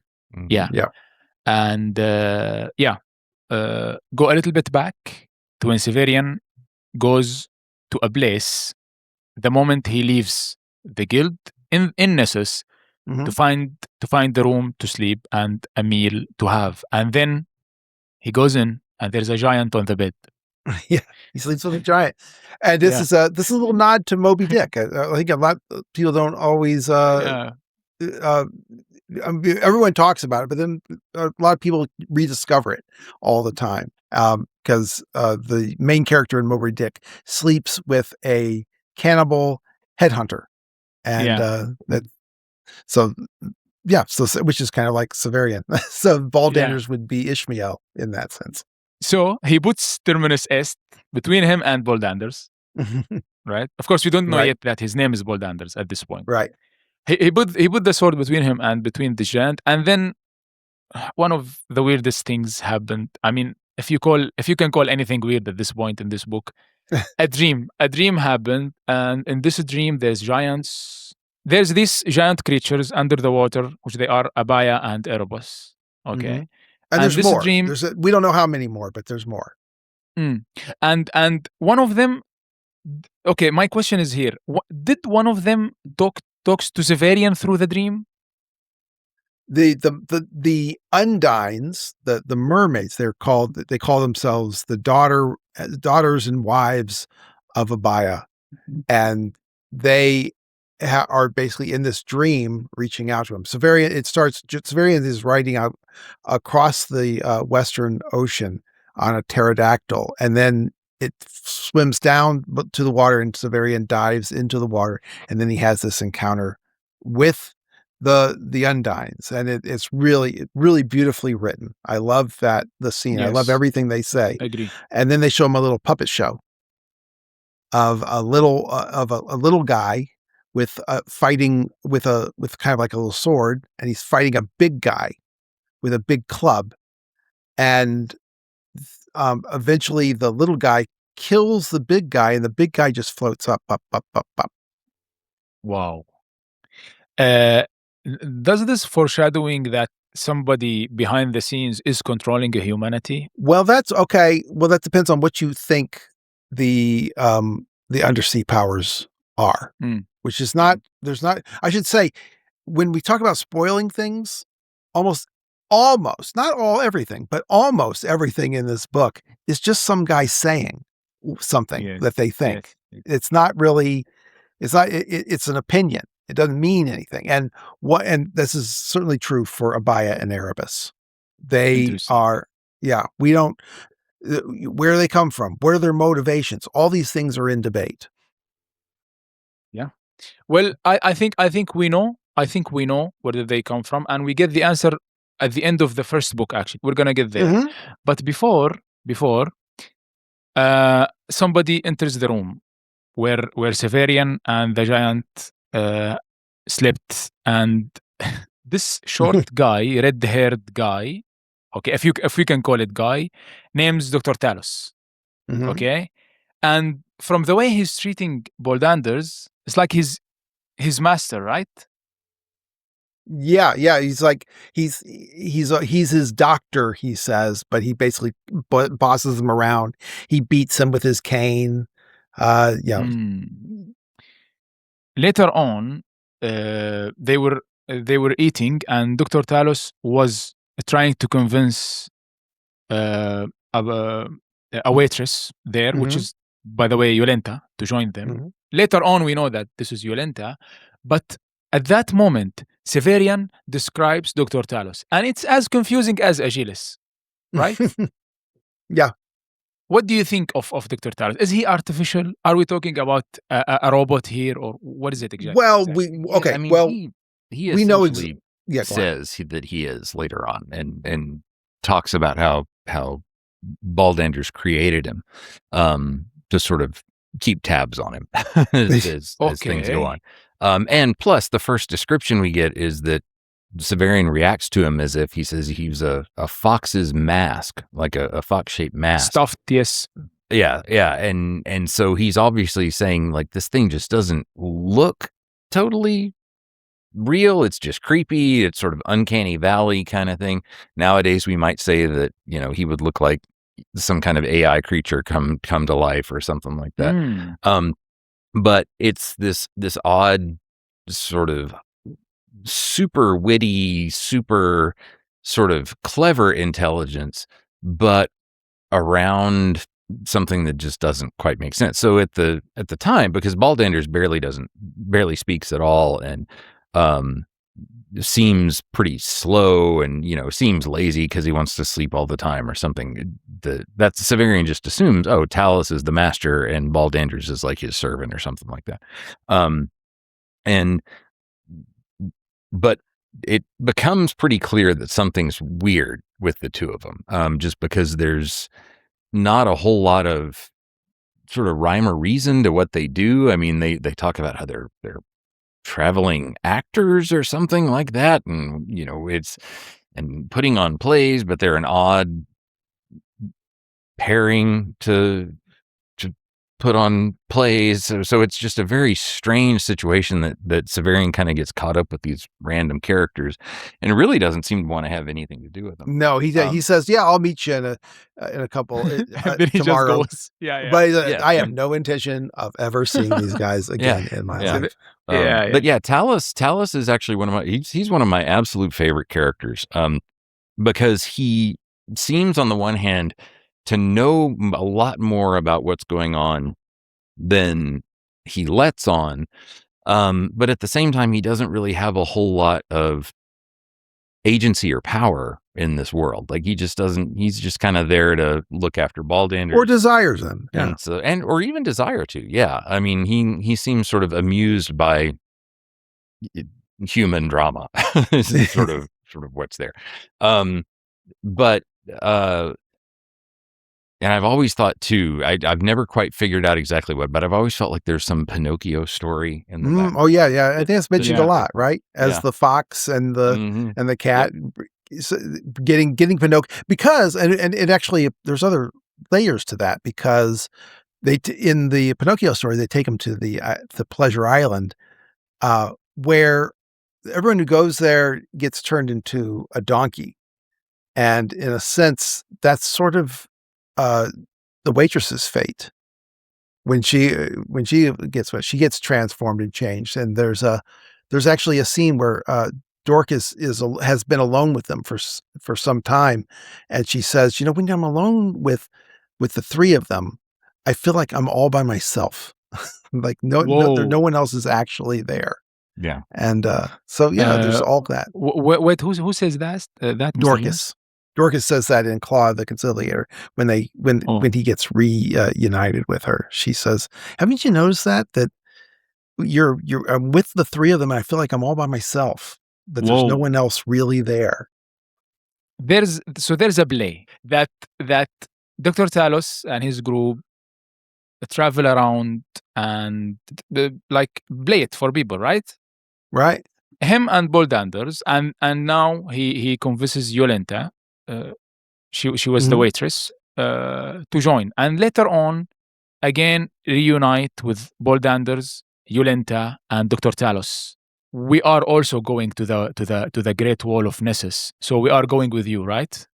So Yeah. Yolenta, Dr. Talos, Boldanders, Dorcas, and Siverian goes to the Great Wall of Nessus, and in my opinion, nobody can agree on what happened there. Okay, but let's lead the way step by step. So these 5 characters goes to the Great Wall of Nessus, and then Siverian starts talking about this wall. Oh, it's very high. I think even birds can't go there. And then Dr. Talos start giving us some world building, and then somebody goes in. Joins the conversation, which is my favorite character, by the way, in the Book of the New Sun, Hathor. Oh, yes, Hathor, goes in. yes. Yeah, he goes into the conversation and then he starts talking. But there's something weird here. He's talking to Siverian like he's that big thing. Like Siverian is, and then he tells Siverian, "Oh, just give me your sword. Let me carry it for you, master." And there is this, Dr. Talos talks about the autarch army that is hidden inside the wall. Yeah. Okay. So Hathor starts talking, and then Jonas comes in, a new character. Yeah. Jonas goes in and starts talking about the history of this wall and some type of, what do you call? Magic beans. Magic Woman beans. with magic beans. Yes. Yeah. And they throw the magic beans at the sea. So she threatened to throw them in the sea. She would destroy them by throwing them in the sea, and instead they tore her to pieces. What if Abaya and the giants came from that?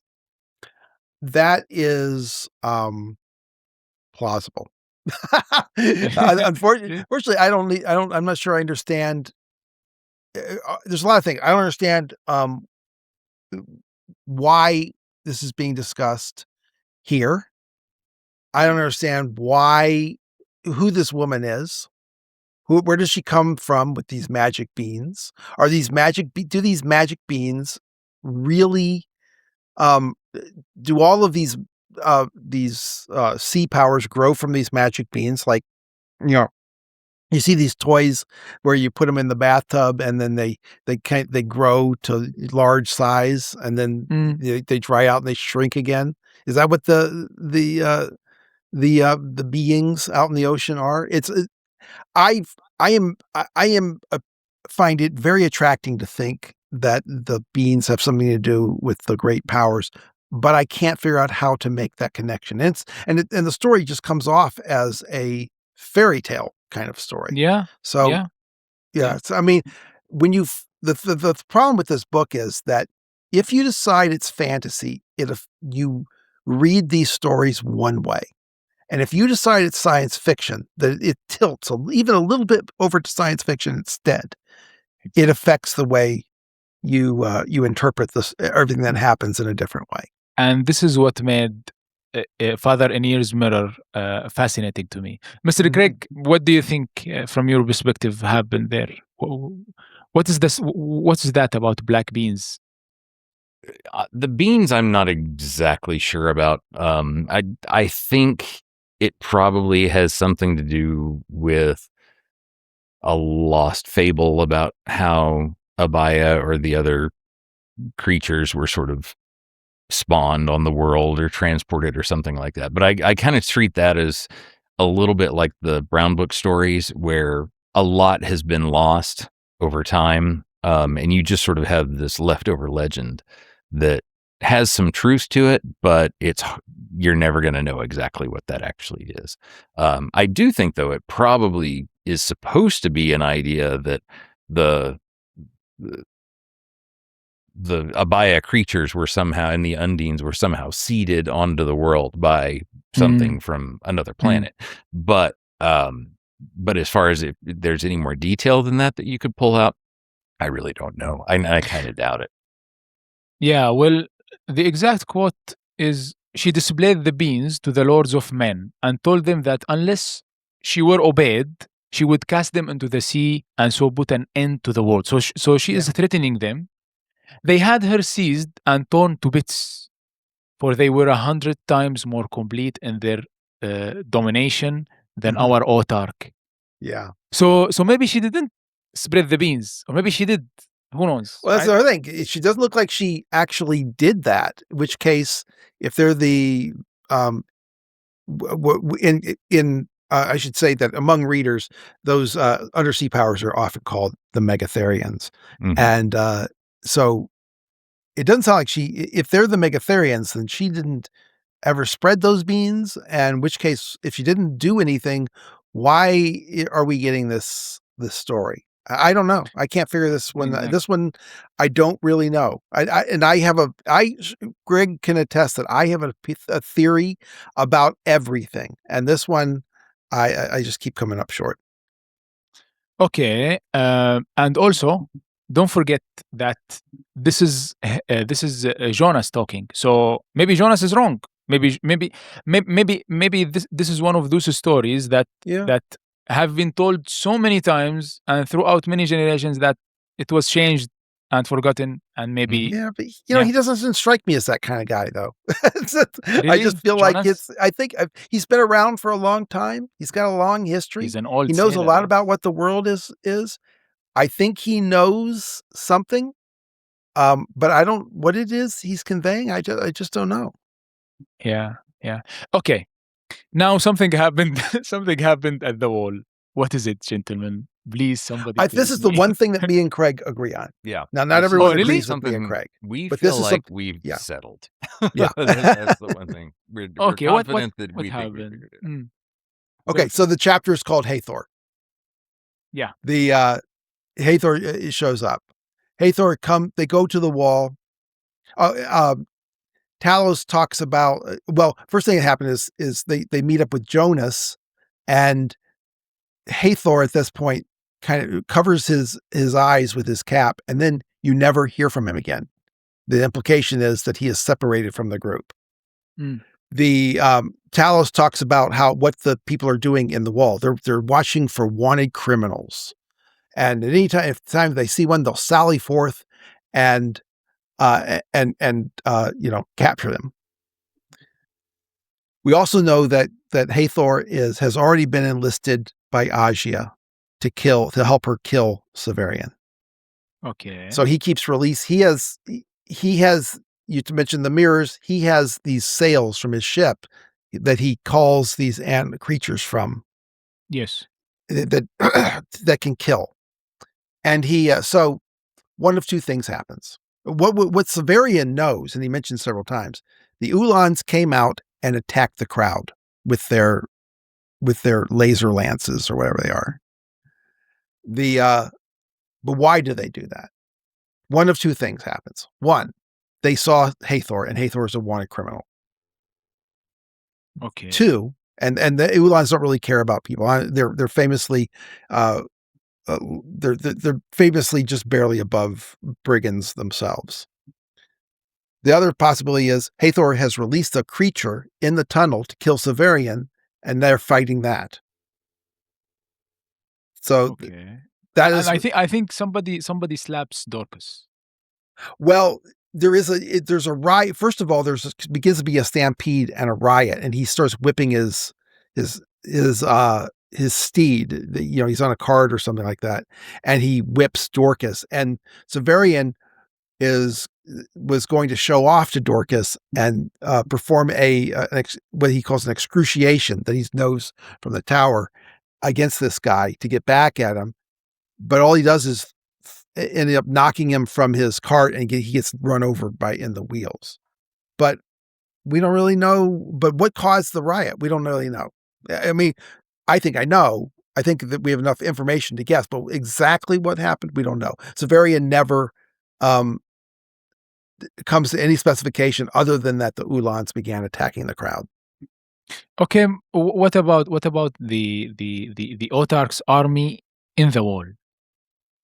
Well, those would be the Ulans that themselves. They would be the theory would be that possibly they saw Hathor when they were watching the crowds go through and came out to arrest him.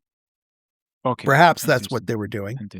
Or Hathor released a creature, and that's causing the riot, and the Ulans have come out to fight the creature, or both of these things have happened. When Jonas was explaining the world, I was like, yes, finally, give me someone's some going to explain that. yeah. Okay, and then immediately when it starts to get really interesting, talking about the beans and then suddenly, there's a riot. Somebody slaps Dorcas. Seyfried kills him. Yeah. And you know what pisses me even more is that when you read Claw of the Conciliator, already like 2 weeks passed from that. Yeah. Well, I think it's really only a couple days that have passed, but okay. Either way, it's very it's like, hey, wait a minute, what happened at the gate? There's some discussion. Exactly. He has a dream about it, so there's some discussion about that. Exactly. But yeah. Do you want to talk something you didn't talk about? You want to talk about the vision of the shining cathedral in the sky? Yes. So when he left with Dorcas, they saw something flying in the sky. So what's that? Yes, please. Well, we do need an explanation in Claw of the Conciliator, so it's a spoiler. But it's what has happened is that the claw has disappeared from the cathedral of the claw. And oh my God! When they crashed into the cathedral, remember they were looking for it and they were searching them for it, and they didn't find it, and so they let them go. Well, because now the claw has disappeared, there was straw all over the floor. It looks like a solid cathedral, like a Gothic cathedral, but it's really just a tent. And so what happens is that they set the straw on the ground on fire, and the cathedral rose like a balloon, caught fire, and flashed out in a wink. And Seyfried assumes that they had this vision because he pulled out the claw, right? That's when he discovers that he has the claw. Yep.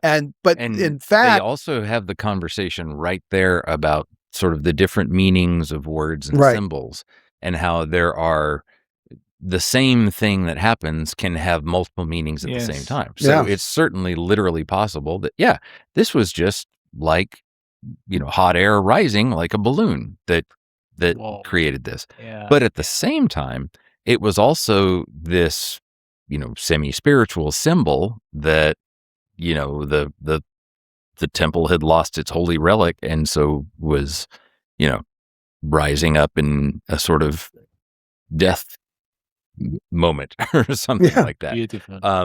Yeah. And if Seyfried had not had the claw, it would not have risen. That is true. Right. And it's also, to me, that's one of the most important parts of the whole book, because it really gets to the heart of a lot of the stuff that's going on in the book, which is about, okay, is what's going on sort of a weird science fiction conspiracy of manipulating Seyfried by all these different forces to just create some kind of outcome in the future? Or is this actually a sort of religious story about supernatural things happening that will lead to a better future or something like that? And that section basically says the answer can be both at the same time, and there's no contradiction, that there are things that can be mechanically explained, but also be full of wonder and grace and all this symbolic meaning at the same time. So that's actually one of my favorite parts of the whole book. This is Shadow of the Torturer. I'm perfectly fine with doing something in the future. This isn't the last time we have to talk. Okay, let's next time, we may zip through the Claw of the Conciliator and do Sword of Lictor, or maybe we'll just do Claw of the Conciliator. It's okay. Okay. The sure thing is that next time I'll be better prepared. Good luck. Thank you so much, gentlemen. again for joining me.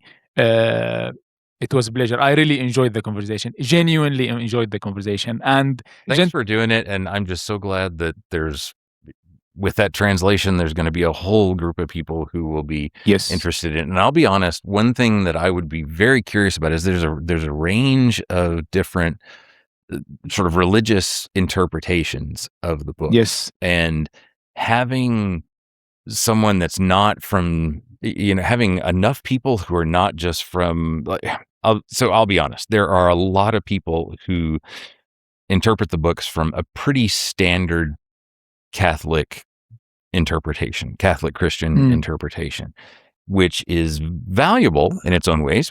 Wolfe said he was a Catholic and said he followed the catechism and everything, just said pretty orthodox.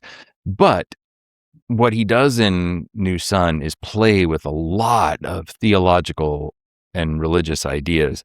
And it would be really interesting to me to see the different varieties that someone from, a large number of people from a different religious tradition would have when it comes to all of those more religious aspects of the book. Yeah, agree.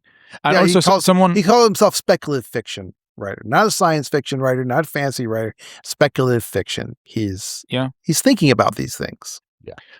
Thank you so much and have a nice day. See you, Jen. All right.